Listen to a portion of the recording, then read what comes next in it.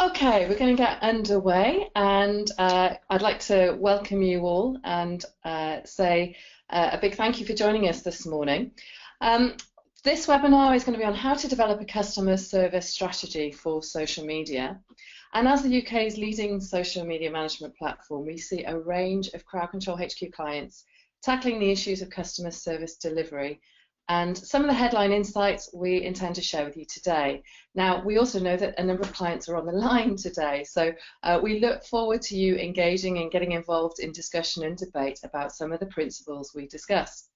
Now, we're going to give you two very different perspectives. As a sales director, Graham Eccles is going to focus on how your strategy impacts on the bottom line of your organisation or business.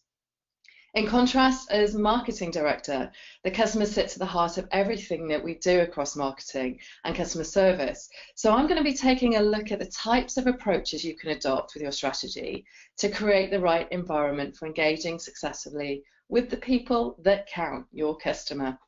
So, having a quick look on our agenda today, so what are we going to be covering today? So Graham is going to be kicking off with why it pays to put customer service at the heart of social media. I'm then going to take over and look at the stars of social customer service. Then we will cover some of the standards and compliance issues that you need to be aware of when dealing with customer service, and then a roadmap of success, and we will leave you with some best practice. Now, don't worry about writing lots of notes. We will not only send you a link to the presentation at the end, but there is a free guide that we are happy to share with you too. So please send us through your questions as they occur. We love interaction, and if we can't get through all the questions today, we will take them offline and contact you separately. So before we get underway, I'd like to welcome my co-pilot, as I call him, my colleague Graham Eccles, who is going to take you through the first part. Right, thank you very much, Michelle. And I'm going to start off by asking you to do something that I would do if I was stood in a room and you were in my audience. I'd normally look for a show of hands on this. But throughout this webinar, certainly in the sections that I'll be talking about, I'd like you to wear two hats. I want you to think like one of your customers, or think like a consumer as you are outside of your professional world, but also to wear the hat as a professional within your organisation, within your industry. And more importantly, I want you to think about how you use social media yourselves. Do you use it as a consumer, as part of a customer service engagement with a brand or with an organisation? Why do you use social media? Is it because you want to be seen to become more important over your issue or your complaint or your information sharing? Is it about the visibility? Is it about the strength of the communication? Well, fundamentally, it pays to have social media at the heart of customer service, because we as consumers are using social media because of its ease of use, because of the flexibility, and because of the power that it gives us as individuals. So with our professional hats on, what do we need to do? We need to be able to react appropriately to those engagements with our customers, because all of this will have an effect on your bottom line, whether that's to help reduce cost or to increase revenues. What we're going to talk about will help you to, help you to have a positive effect on that bottom line. So you'll see in front of you a lovely little slide which has got a lot of numbers on there, but I'm going to be talking from the bottom up. So from the bottom right-hand corner, moving up. And it's important to see that 81% of UK adults have a smartphone. I mean, these numbers are growing all of the time. Now, 76% of internet users use social media. So social media is becoming a very, very powerful tool to use. And we're seeing that 2.5 times increase in the volume of tweets are being targeted at brands. And I'll go on to show a little bit later in some of the key industries where we're seeing some huge growth in the number of tweets targeted to those industries. And as consumers, we want a 24/7, and we expect a 24/7 service. So what better tool to use that's at our fingertips than social media?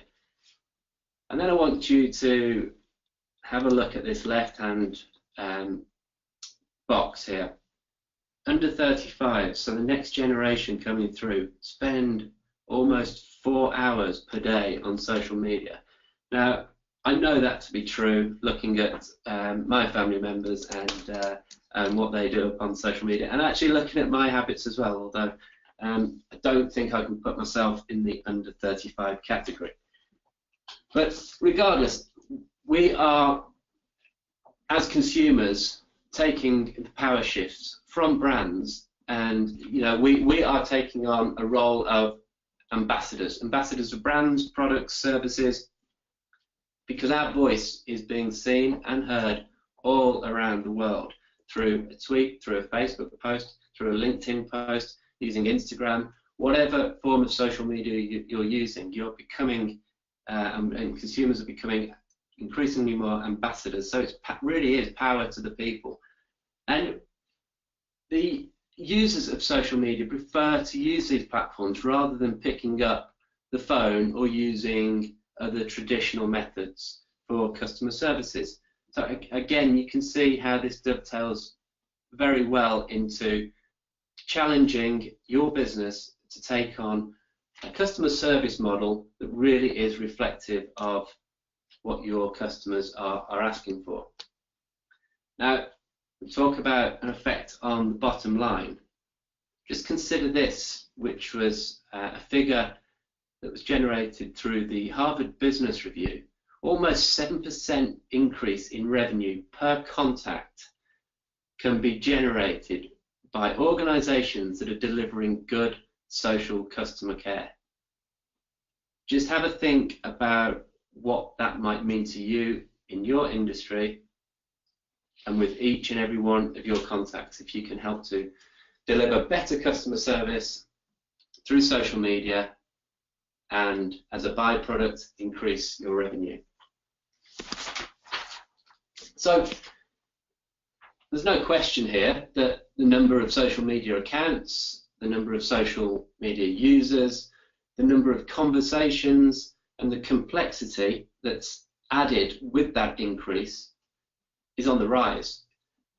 Trends are suggesting this is going to continue, and we have no evidence to suggest that this will reverse and to put us in a position that we were in a decade ago.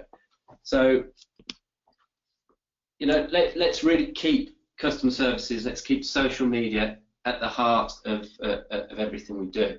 I mentioned earlier about 2.5 times tweets aimed at brands and organizations.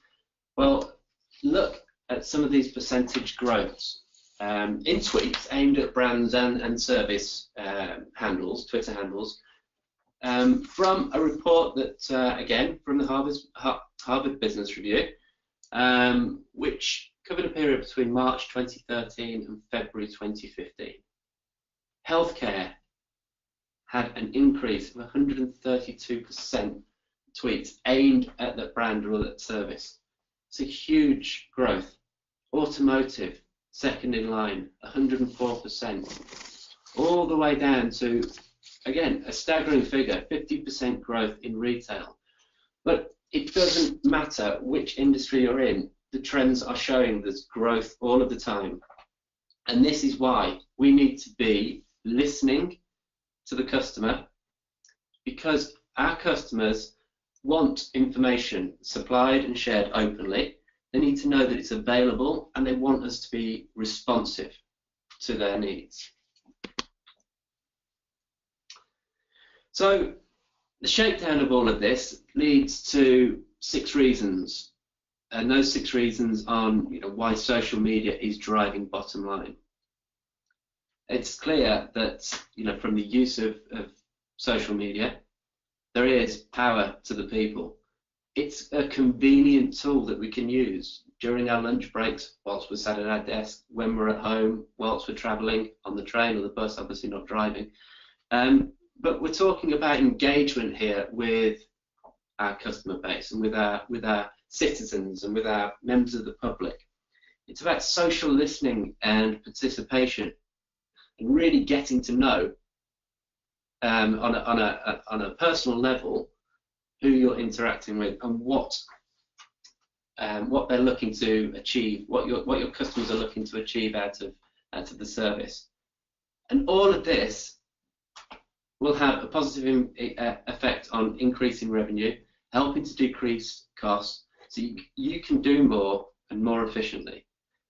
And after all, the real goal here is to gather your customer feedback, because without your feedback, you don't know what's working well, what's not working so well, and which direction you need to be moving in. There's a stat which suggests that 14% of marketers are using social media to help shape their product or service. And that's great information, because as customers we are demanding all of the time new services, better service, better product, better interaction, faster, quicker. So let's consider that as we move forward. And then using social media, because it is so convenient, social media can allow organizations to manage 8 times the amount of customer service inquiries. Just have a think now as to what that could mean to you as a company or as an organization. And there's one thing for sure in all of this: if you're not certain how you can get these levels of customer services flowing through your social media, then we can certainly help you, and this roadmap will go some way to help you do that. So to almost summarize within this section, social media may be free and easy to join, but beyond the entry point, it's a pretty serious business. And I'm not going to go into too much details here, but this can be highlighted by some of the well-documented cases from around the world where social media has had reputational damage, it has affected engagement with customers and consumers, where people have turned a blind eye to it. There have been cases where social media has been ignored because the teams and the skills haven't been there 24/7, and people haven't understood how to react, why to react, and with the correct content. So all of this is suggesting customer-facing activity, which in effect is your customer services. But despite all of this, 68% of managers believe that they don't currently have a robust roadmap in place. And again, another question you have to ask yourselves: are you in that 68%? And if you are, how can we help you? Furthermore, 1 in 3 people are reported not to have the necessary skills to work in customer-facing roles. Probably isn't good enough, and therefore let's do something about it. Let's turn that around.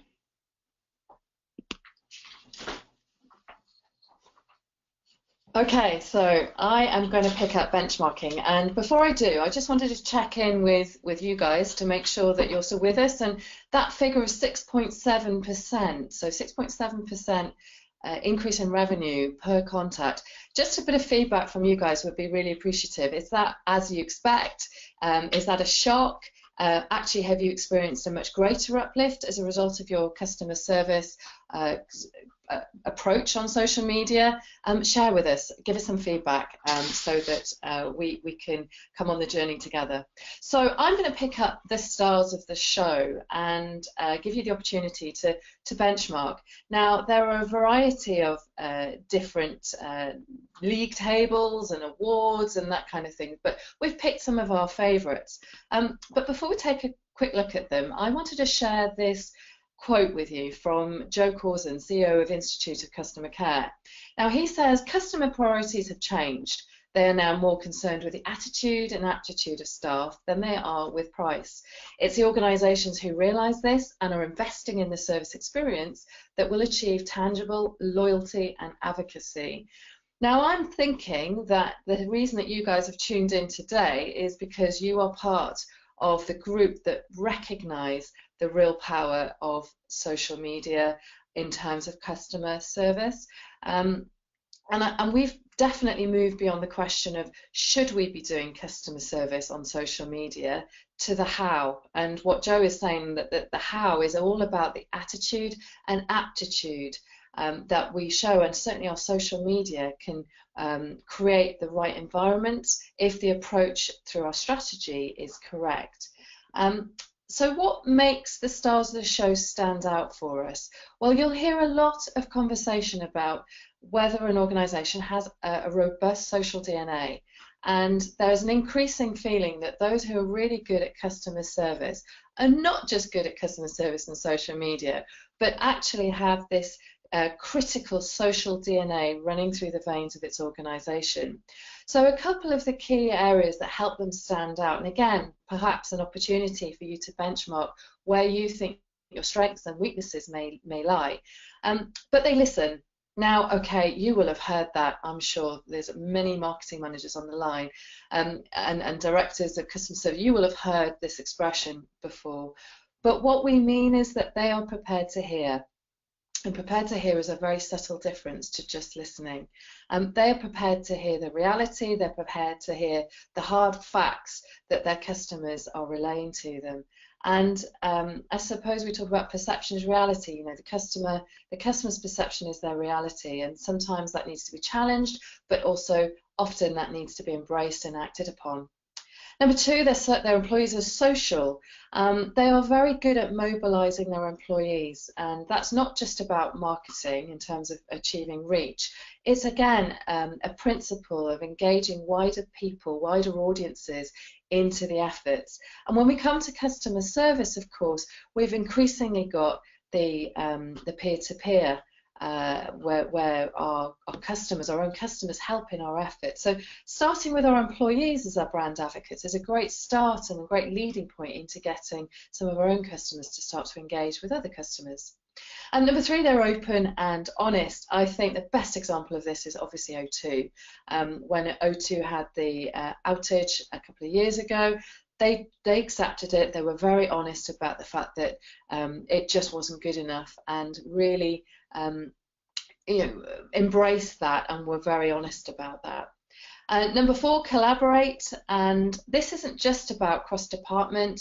As I've mentioned, peer-to-peer in customer service is also really important, whereby we have brand advocates who are very experienced and very knowledgeable about our products, who are helping the cause when it comes to customer service. Now, great examples of this across retail at the moment. People who have purchased particular goods, who are talking about what the size, the fit, how they wash, all that kind of stuff. Really goes down really well, helps that customer service team to deliver a better quality service for their customers. And then finally, they act on what they hear, what they see, and what they learn. So a lot of this is about collecting that feedback, but also that monitoring and evaluation. So collecting it, but then acting on it. Too often I see evaluation and metrics, but they don't end up in any sort of change to the approach, or that they're perhaps reviewed on a quarterly basis and they're just not acted upon quickly enough. So they're the 5 criteria, and hopefully those of you on the line I know have a number of these traits already. So let's go on to some of our favourites and explain why these are on our stars list. The Institute of Customer Care identified Wilco in 2015. They said, 2016. They said that Wilco moved from 45th to 2nd place when it came to improvements in customer service. So we've been watching them very closely in terms of what they've been doing with their social media. Now, what we love about Wilco is that they have a very simple approach to customer service and customer service care. And often we're asked the question about the number of channels. You know, should we set up an individual channel for customer service? Well, Wilco don't. Wilco manage it all within one Twitter environment. And so you'll see here on their Twitter page, they've got the Get Spring Fresh, so they're keeping it very topical to the time of year. But also they have got they're following over 10,000, if you see in the middle here, 10,000 people. And what we've spotted is that these are really, you know, they're everyday people who are very passionate about DIY. And they are mums, they are DIY enthusiasts, and by following them, they have that ability to engage a lot more a lot more effectively. So when you look at the content of the Wilco accounts, they spend an awful lot of time focusing on their customers, and I would love to give Lily a job in my customer service team, because Lily is absolutely fantastic, and obviously their customer service team sign off all of their tweets. And so we get to know and we get to see the personalities of the different customer care representatives. Now, their customer care service line is open, we see here 7:30 up to 7:30 p.m. midweek, and then also weekends 9 to 5. So they make it very clear when they're available, but they spend an awful lot of time retweeting their customers' content. So you'll see that the photo bottom right is somebody's living room. This is real life, this is credible, this is really authentic, and you can't help but fall in love with this brand through the social media. And this is an example of some of their customer care. So again, they have got some very happy, satisfied customers, and I guess this is the holy grail. And some of you out there who are tackling more challenging industries and sectors may say, oh, but it's easy when, you know, you've got that kind of feel-good factor about making your living room look fantastic as a result of purchasing products. But, you know, this is what we're aiming for. We're aiming for quick response, and, you know, our customers, regardless of what sector you're in, expect us to get back to them quickly. And so time and time again, you will see the Wilco team being congratulated by their customers for such speedy response. And you can see on this page, this is Neil, who has led the charge in getting back to this particular customer in a very timely way. So timely is what we take from Wilco, very personal, signing off and following and sharing customers' content. So I just wanted to contrast with B&Q. So B&Q is a competitor of Wilco, and what you will see when we come to followers, you see that number there, a lot fewer, so just over 500 people that they are following. But when it comes to their approach to their strategy, you will also notice that they send their customers off to a totally separate social media environment. So B&Q Help is where they expect their customers to go. So it's another click, it's another environment. They move them out of the branded channel. And you then get to see very formal content. So you see here some lovely chairs for the patio. But there's something very staged about it. It's very, you know, it's been dressed to impress. And, you know, again, you will see some of the responses on the B&Q Twitter feeds, they're not signed off, so we can't get to know, we can't get involved in a relationship with the brand.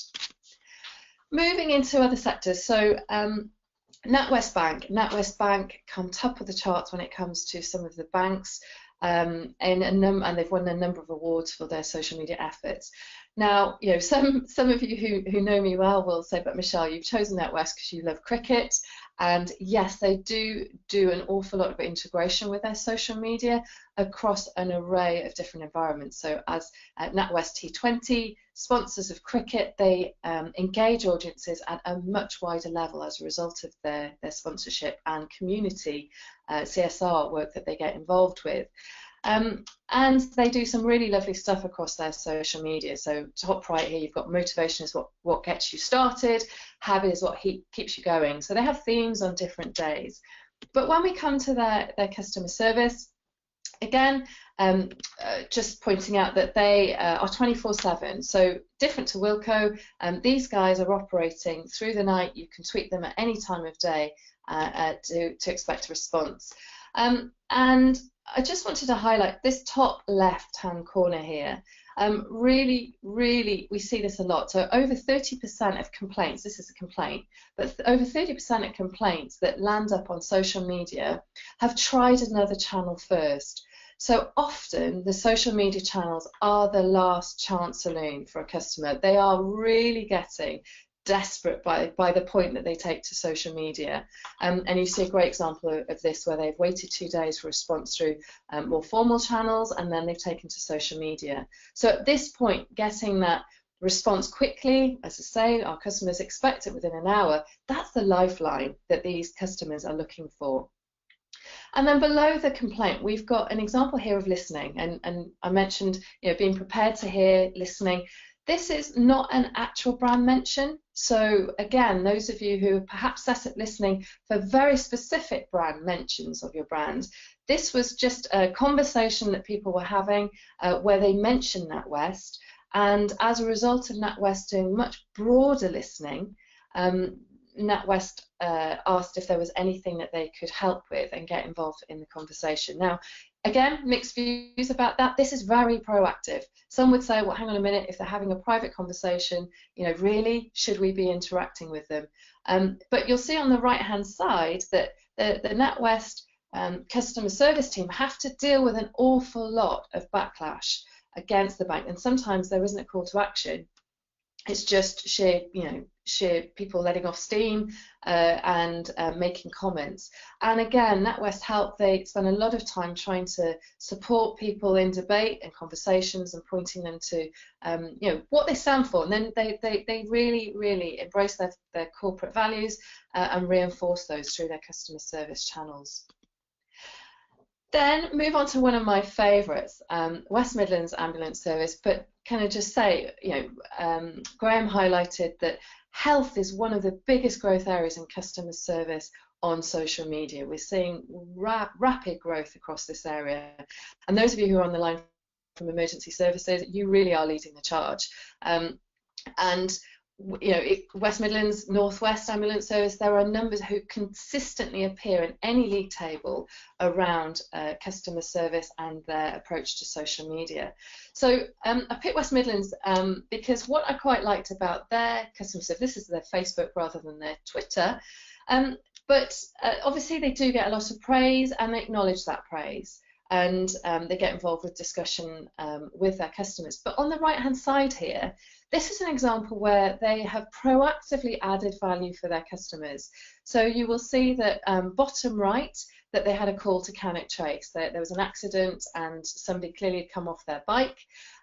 So the first tweet was about highlighting the importance of having a grid reference when people were out on their bikes. But they then later followed that up with some public information in supporting people who were visiting Cannock Chase to ensure that they understood what the map looked like, where they were going, that kind of thing. So it was a preventative case. So nobody was actually asking for that information, but it was more about giving out information that directly related to another customer's challenge. And we really like that proactive, that adding value.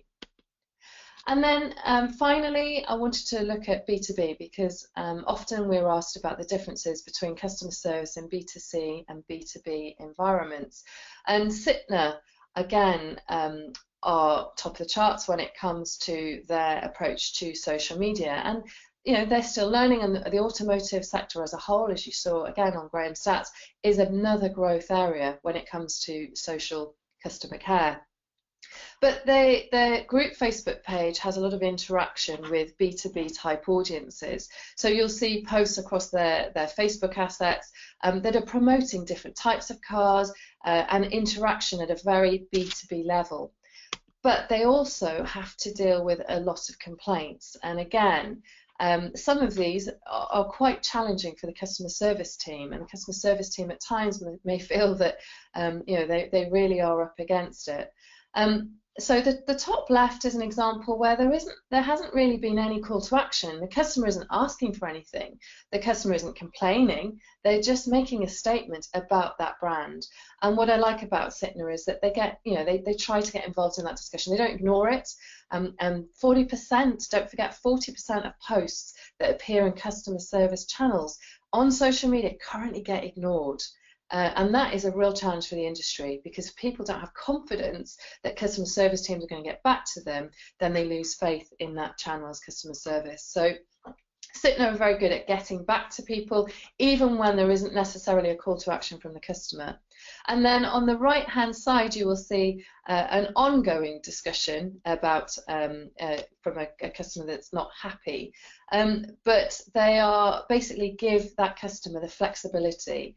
And again, too often we see the comment of just send me an email, send me an email, send me an email. Well, actually, what our customers want today is they want the option. They want to choose, and it could be that they want to stay in the social media channels, that they don't want to move offline to email. And we shouldn't be scared of conducting complaint discussions in social media, because one of the best returns for our efforts in customer complaints and managing customer complaints is that thank you at the end of sorting out a problem.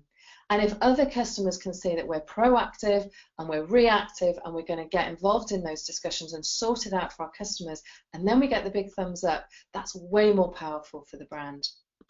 Okay, so that's the best practice, and I'm going to hand back to Graham to give us a few tips on standards and compliance. And again, please keep questions coming through and any feedback on those examples. Okay. Back to you, Graham. Thank you. Thanks, Michelle. And it's interesting looking at those last few slides there, and I will talk somewhat a little bit later in the presentation about best practice. Yeah, and we do need to respond, and we need to respond timely, and we need to respond with the correct content, the correct responses in an appropriate manner. And certainly, I get to speak to a lot of clients across many industries. More recently, doing quite a bit of work in the automotive sector, where we've been asked around how to deal with complaints and issues and content that's coming in. Well, we've got a really cool way of automating that process so that the right people and the right teams can get the responses back correctly. But let me go into that later. I'm not going to give you too much in that now. So standards and compliance. Now, some of you may have joined last month's webinar that we held, which was based around the law and advertising on social media. And if you didn't, we can certainly get you the link and send out the information to that link so you can follow up on webinars gone by. But guess what? It's a fact and it's real that there are standards, there are guidelines, there are laws in place around social media.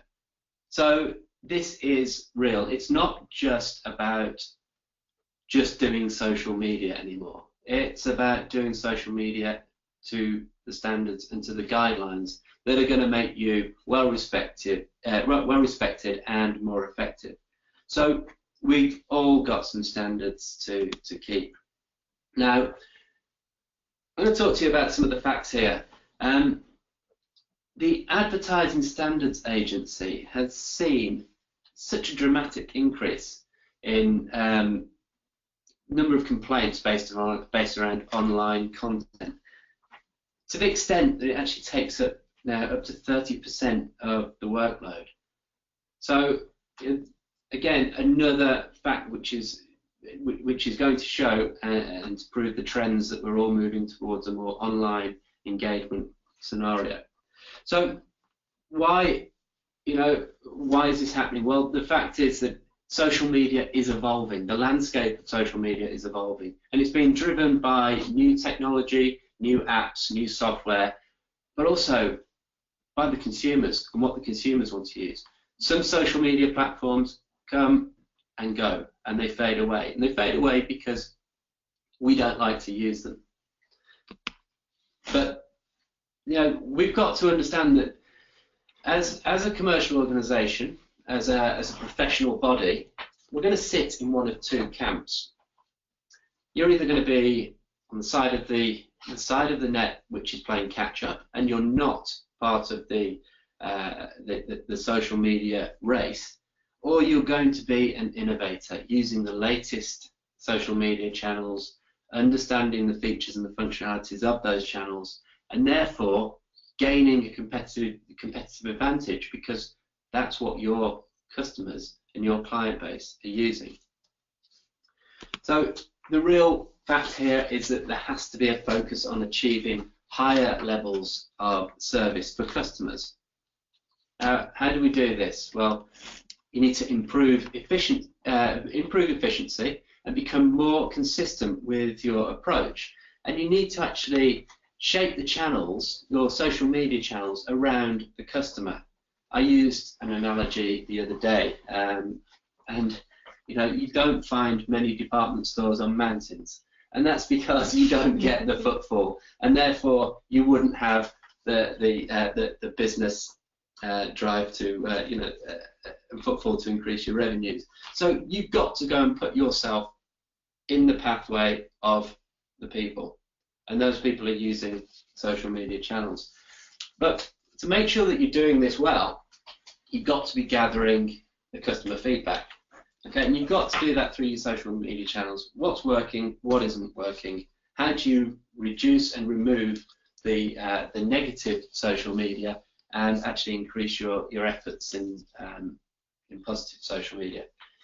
And we all like to be recognised, and there are standards and there are guidelines. And again, if I was in a room with you, this would be my little quiz section to you, because I'm sure some of you would already know the British standards, numbers and documents that are out there. But we're all looking to achieve quality kite marks, and there are quality kite marks based around customer service excellence standards. And these mean your roadmap in social customer care actually counts. But not only do these standards help you to identify operational management and delivery of social customer care, but they actually help you to provide specifications for recruitment and training of employees.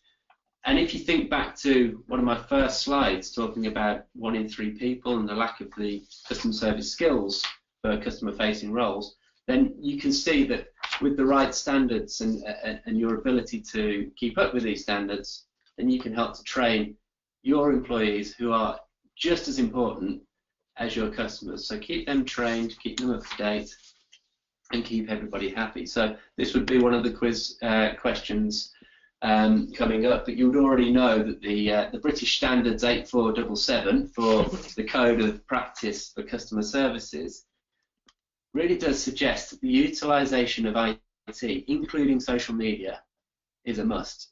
Chapter 5.3.1, if you haven't read it and you want to be directed to it, there we go. And there are standards in place for complaint handling across organisations. So the BS 8543 talks about the importance of providing flexible methods for making a complaint. So no longer is it good enough to just provide an address to write to, or a phone number that can be reached between the hours of 8 and 5 on Monday to Friday. We're talking about 24/7 cases here. Michelle identified some cases earlier where maybe there might be another Twitter handle or another Facebook page which is dedicated to customer services, but it doesn't mean it needs to fall on deaf ears. What you need is to be able to provide the consistency and the level of automation to get those messages and that content to the right person at the right time. That's what we're talking about in flexibility. And then social media sits alongside, it dovetails traditional methods. And again, those of you that know this standard inside out, in section D3, this demonstrates that organisations will need to master social care. So with the BSI standards now advocating social media and customer service excellence standards, the need to evaluate social customer care is important now more than ever. Okay, back to me. So you've got your rationale for the driving the bottom line. So hopefully you've unlocked some resources. You've seen how others have done it well, and you've got some best practice and some quality standards to integrate into the process. So I'm just going to quickly look at the roadmap of success. And as I say, there is a free download that is available to everybody that goes into this in a little bit more detail. But at a very simple level, there are 4 key areas that you need to consider in your strategy. And they are approach, listening, the response, and then monitoring and evaluation. Now, for very small teams, smaller organizations, people who just want to make incremental improvements on their customer service, just fundamentally looking at each of those 4 sections and coming up with a couple of ideas how to improve those areas could be all you need to take you to that next level in customer service delivery on social media. But likewise, I've seen organizations who spend an awful lot of time and invest a lot of research to develop strategies under each of these areas. So for me, it's simple but effective, and if you cover them all, then you've gone a really good way towards achieving a successful strategy. So just taking each in turn, so approach is very much about the customer journey, and we've shown you examples of different approaches. You know, you can't get more different approaches than Wilco versus B&Q, but likewise, you know, the ambulance service, their approach. So starting with the customer journey, you know, where are those customers going to come from? What time of day are they going to be accessing your social media accounts, and what will they need from you, and what sort of distress are they likely to be in? And you will only know that from evaluating where you are now. So what does your current approach look like? What time of day do those customer service inquiries come in? What quantity are they? What level of complaints versus inquiries about products and services? You've probably got an awful lot of information here today, and what you know is that can only increase in terms of volume and quantity in the future. So you're planning for the future, but based on where you are now, you can get a very clear idea of what the approach needs to look like moving forward. And as I say, it will be very different for different types of brands, and that's that's expected in terms of the different brands. Moving on to listening, the types of listening. So the NatWest example showed you a different level of listening beyond just brand mentions, but many organisations take it one step further and have got they're listening for all sorts of brands and products, competitors, so they will answer questions and queries relating to other brands or competitors, and that's where the customer service team really start to win some brownie points when they start converting people away from their competitors to their brand as a result of their customer service support. And then the response. There's an awful lot more to consider here, and what we find is that people spend an awful lot of time on the approach and the listening because they're a lot more comfortable with that, but perhaps go live without properly thinking through their response. So again, looking at that, integration is really important. So there are some famous examples where customer service inquiries have taken 5 to 6 days because they've had to visit 3 or 4 different departments to get response related to their query. So how quickly can you respond? When can you respond? Who needs to be involved in that response? And how can you quickly get that customer service inquiry to the right team to get involved in that discussion? And likewise, don't forget that peer-to-peer. Peer-to-peer is on the increase. It's a really big trend for this year, 2017, 2018, where our customers themselves become either brand advocates or brand aggregators, and they start to get involved in those customer service inquiries. And some correctly, and some misinform other customers. So, understanding what role those peer-to-peer advocates are going to take is really important. And of course, not forgetting having a crisis PR plan ready and available just in case, as that safety net, if you need that parachute if it goes wrong. And then finally, the monitoring and evaluation, and that's something that increasingly people are becoming a lot more confident in and a lot more aware of the power of, so that you can respond very quickly to addressing any changes that need to be made.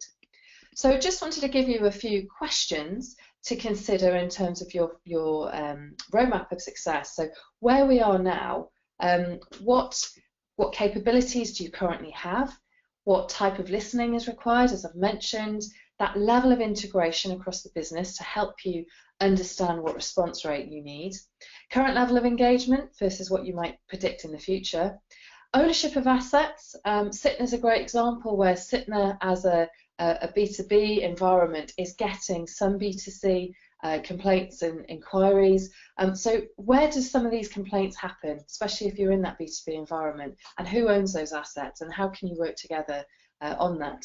And then we've got the final one is the track record of escalating problems and then dealing with them. So where are you now currently on that? And then planning for the future, things to consider, a service level agreement. So what have you promised your customers? What have you said that you will do in terms of your customer service response? And are you maintaining that through your social media channels? There's a tendency sometimes to think that it's different in social media. Well, yes, it is. Actually, it's a lot quicker often in social media environments. But then collaboration, what collaboration is needed on content, response and promotion, or where are you going to store that data, and how are you going to remain compliant with some of the legislation and some of the compliance issues that you need to consider? How will you record and act on areas of improvement? What policies have you got in place? Graham's mentioned training. What training policies, what safeguarding policies have you got in place to support your strategy? And then ensuring that all operational risks are identified. And again, we've written many pieces on operational risk, and we're happy to share those with you if you have not spent time on those webinars previously. So hopefully that gives you a flavour of how to develop that roadmap of success for social media customer care. 4 very simple areas, I suppose we'd say 4 very simple questions to which there are quite complex answers. But actually, it's not that complex if you start with your customer and you put them at the heart of everything you do. So I'm going to hand back to Graham to finish up, and then we're going to take some questions. Yeah, sure. So I'm going to fly through some areas of best practice, and these are again all things for consideration. But how do you actually start to answer and then and govern and control those 4 areas that Michelle's just identified? Well, ideally, you need to have a solution in place that can give you some control and provide you with quality content, so therefore you can adhere to the standards and meet your guidelines and the policies that you've got set. All focus on improving customer service. And you'll see that within this model that's presenting here, we've got customer services and marketing as 2 core pieces across social media, and they really do have to sit hand in hand, because our customers have a great influence.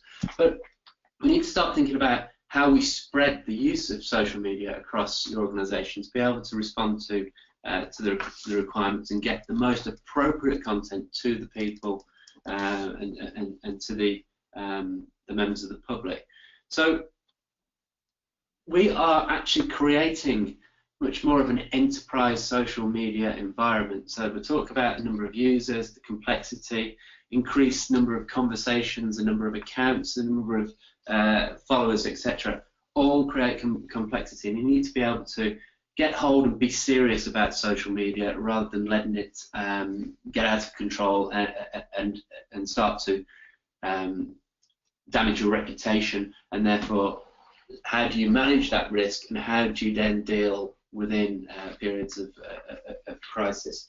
So, just flicking through to our next slide here, we really advise that you respect your social media, and by respecting your social media, you're helping to protect your reputation. You're building an audience and helping to identify reputational issues before they get to the forefront. It's about increasing engagement, identifying engagement opportunities, and building an audience. After all, listening and hearing and being able to react. The security, the data standards, and the ability to be able to provide a secure platform for your social media users, so that you cannot get exploited and hacked into to deliver fake messages out to your audiences. Protect your people, protect your employees and your customers. Give them the training they need, share the policies, help them understand, improve their roles and responsibilities across the organisation, increase the valuable assets that you have within your employees, and then evaluate, analyse your activity, but don't spend weeks analysing it. Have something that can analyse your activity immediately, so that you've got dashboards and reports that you can pull off at the click of a button to understand what's happening well and what isn't happening so well. Make sure that you adhere to any compliance and guidelines, and have the right solution in place to help you meet these compliance guidelines. We work with a number of organisations that have to adhere to the Financial Conduct Authority's guidelines on social media, and we help them achieve that through the compliance and regulation features in CrowdControlHQ. And training, really important to have an ongoing training program for all of your employees that are working with social media, and especially around your customer services, customer facing roles. Let's keep everybody trained. And we talk about getting the content responded to in a timely manner and by the right people. Well, why not have that content automated, so that you've got workflows that are sending the information through to the right people at the right time? That's the only way that you can truly give a correct response in a timely manner to your customers. And the evaluating. I talked about one click to be able to get your stats and your numbers, and to understand the way that you're actually operating your social media across your channels, whether it's linked to campaigns or whether it's linked to customer services. You need to be able to get access to that information and to be able to share that amongst your colleagues, so that you can then do better next time around. So I'm going to leave you with a final view of the respect model there. And this is how we do it at CrowdControlHQ, and we follow this model with every single one of our customers. And as a final comment from myself, if you're not sure how to respect your enterprise social media, please come and speak to us, because we'll get you to understand how to, and we'll take you on the journey. Michelle.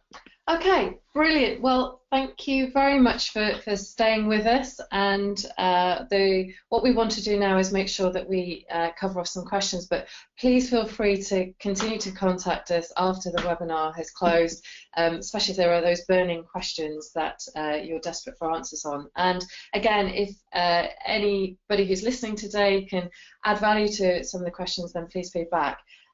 So I'm going to kick off with Dan's question. So Dan has asked, do you have advice on how to empower staff? A good question, Dan. A lot of staff are new to it, feel nervous about responding and about saying the right thing. And at the same time, you're wanting a consistent style in our response. This is a question that we are asked quite a lot, Dan, as you can imagine. And I suppose I'm going to kind of start, Graham, if you don't mind, and then we'll add to that. But one thing that we often say is that we are all customers. So actually, those staff who are a little bit new to it and a little bit nervous about it, the first port of call is obviously thinking about how they would like to be treated as a customer in those customer service channels, because as Graham mentioned through his stats, there are, a large proportion of the population, particularly those who are working in customer service response on social media, are likely to be using it personally as their own method of customer service engagement with a variety of brands.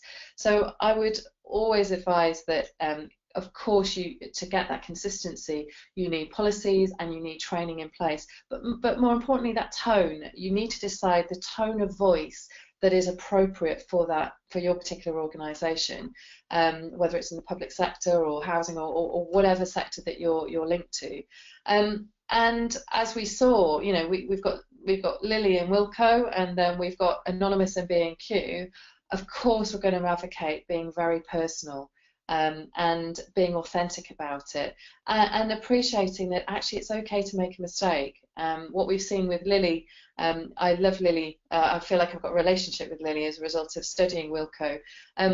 But she doesn't always get it right. But you know what? It doesn't matter, because she's got personality, and she'll correct herself, and she'll come back, because they're doing such fast responses that sometimes they'll come back very quickly, and then they'll come back with a second response that's even more information and more helpful than the first. And they're not scared to apologise for perhaps not grasping the question first time round, that kind of thing.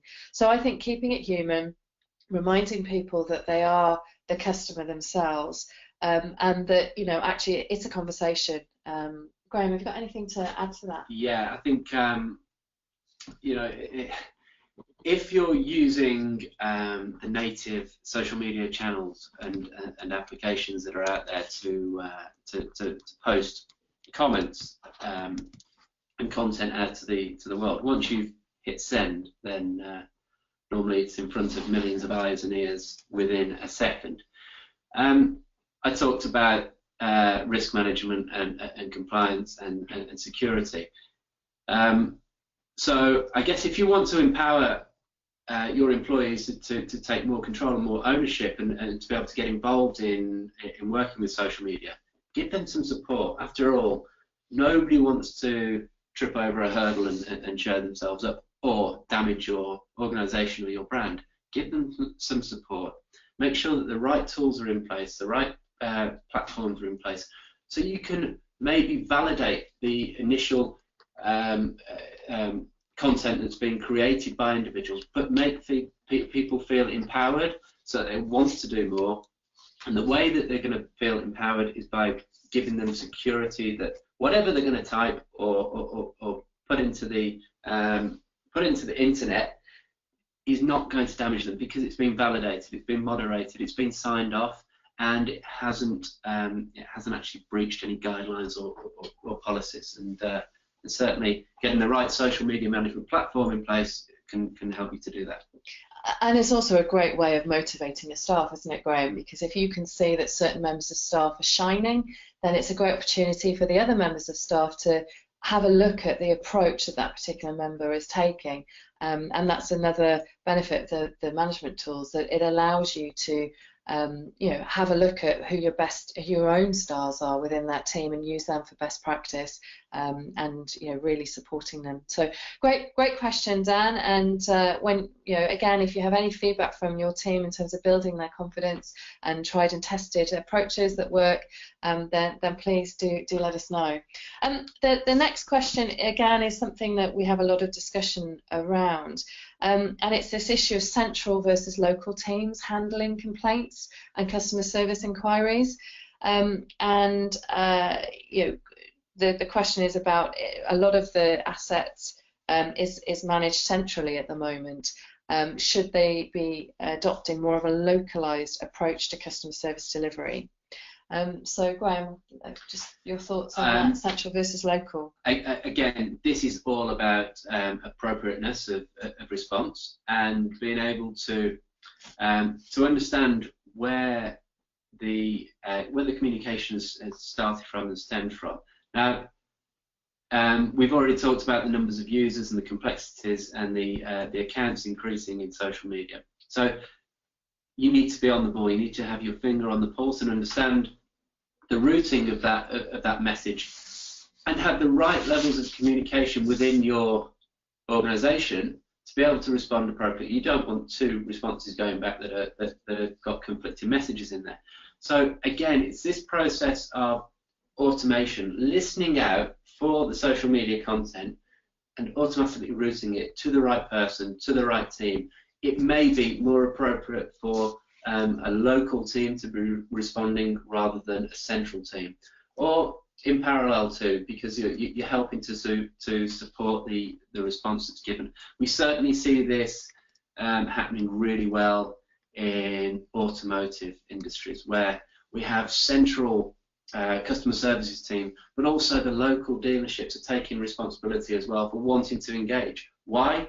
Because if they engage and they get it right and they have a positive experience with that customer, and the customer has a positive experience, then it's going to affect their bottom line, because that customer will want to come back for more and will want to engage again. Mm-hmm. Okay, I think Graham, I think you've covered it all I would say there as well, in terms of, in terms of the model, we've talked about defining the right approach and then looking at the response. So again, your feedback may dictate that your response is just too slow when it's away from the front line, or it's not giving value, and ultimately customer service is about value. And in terms of those management tools, we track conversations at different levels, at national and local levels, and again, your management tool should allow you to evaluate the success of each level of engagement. So I am very conscious that we, Graham, have taken our webinar over time, so apologies for keeping you late, and apologies for not being able to take more questions on this particular session. However, please do stay in touch with us. Do download the customer service guide. We have got 6 different guides covering many different areas of customer service. So please do visit the website and download some of those customer service guides to get a little bit more information and a bit more detail. And just finally, thank you very much for listening. Please do give us feedback. We run these webinars very frequently, and we're always desperate for feedback on any topics you'd like to hear from us in the future. So thank you very much for joining us, and thank you to my co-pilot Graham, and we'll speak to you soon.